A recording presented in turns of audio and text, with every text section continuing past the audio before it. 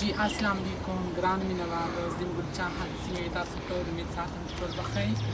الله مو روغ او جوړ آباد ساتئ. څنګه چې تاسو ته پته ده ما هیر ټرانسپلانټ کړي دي، نو اکثر زما مینهوال تپوس کوي.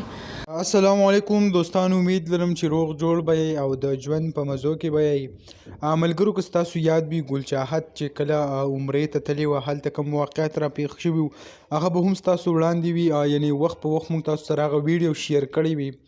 اوس چې کوم دی ګلچاهد هغه بیا پاکستان ته راله، کوم وضاحت چې وکړو چې آیا ما سره څه قسمه واقع شوې وه هغه هم ټوله تاسو ته پته ده. د هغې نه پس اوس ګلچاهد چې کوم دی هغه د رایوند کومه اجتماع چې شروع کېږي هغې له هغه روانه شوې ده. د کوم ویډیو چې دی هغه تاسو کتی شئ، یعنې هغې طرف ته په تبلیغ کې هغه وتې ده. بل طرف ته زیات تر کسان هغه پې نیوکې کوي د ګلچاهد سره. یو هلک تاسو وینئ کوم چې تاسو ته په سکرین ښکاري، د دې هلک چې په ټیک ټاک څه قسم ویډیو راځي نو هغه به هم ستاسو وړاندې وي، ځکه چې ډېر زیات قسمه غلط قسم ویډیو هغه دا په ټیک ټاک باندې اپلوډ کوي. نو ګلچاهد اوس هم د دې داسې خلکو سره ګرځي، نو هغه هم یو ډېر د شرم او افسوس مقام دی، ځکه چې خلکو ته هغې اذان شو کړی دی چې آیا ما دین اسلام کارونه اوس شروع کړه او ما نور کوم په حاشیو څه بچي و هغه ما پرېښوده.